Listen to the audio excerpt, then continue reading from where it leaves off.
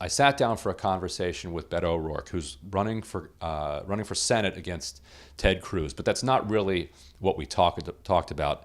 And the reason I'm suggesting that folks go and watch this is that in some ways it took about 10 years of my reporting and kind of compacted it down into about 45 minutes, and talking specifically about the reporting that I've done on corruption in Washington and how money influences politics. Did you try in the beginning to say, well, these people have been here for decades, they must know how this works, I'm going to try this?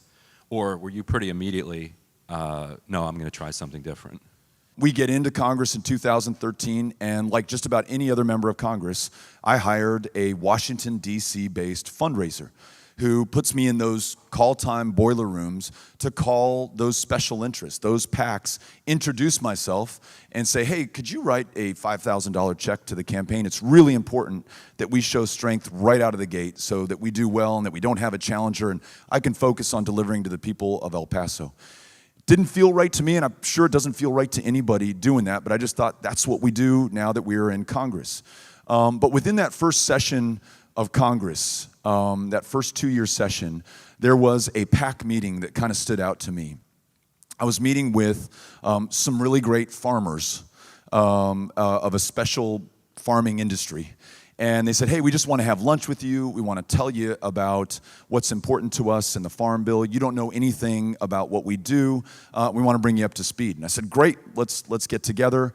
And I also knew that meeting with them was a great way to ensure that maybe ultimately they were going to be supportive of us in the campaign. Whether that's conscious or unconscious, that's part of the deal. And sure enough, they supported us. They wrote a big check. I think it was $10,000.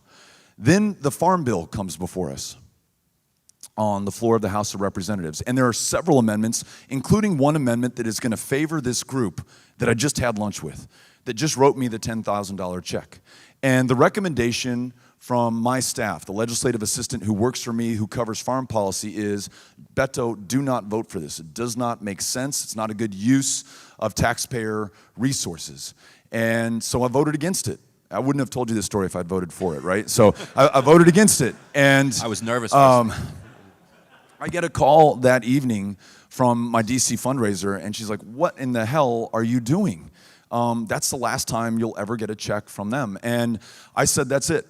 You know what, loved working with you, but we're done. I'm not doing this anymore because this is fucked up that thought is even going across our minds right now, that we would vote a certain way based on money coming in or potentially coming in. And it explains so much of the dysfunction in that place. To have Beto be able to be a terrible fundraiser in Congress, he had a reputation of being lousy at raising PAC money, and eventually he stopped taking PAC money altogether. That would normally cap a congressional career. That would say, well, okay, you can do that, but you're going to get lousy committee assignments. You're never going to move up in leadership. Your bills are not going to get voted on the House floor. So if you can keep a safe seat, good luck. But you're just going to be a backbencher for your entire career. This run shows there is another path to a successful political career, and that's through small dollars. His ability to raise millions and millions of dollars from now more than 40,000 small donors means to very ambitious politicians, and those are the ones that you want to influence because they're the ones that are going to make the changes. There are two ways to get to the top. There are other now sitting members of Congress who, within the last month or two, have said they are no longer going to take at least some kind of PAC money. So I'd like to think what we're doing in Texas, what we've all decided to do together, is special not just for us, but hopefully it's going to influence in a very positive way how elections are run and won throughout the country.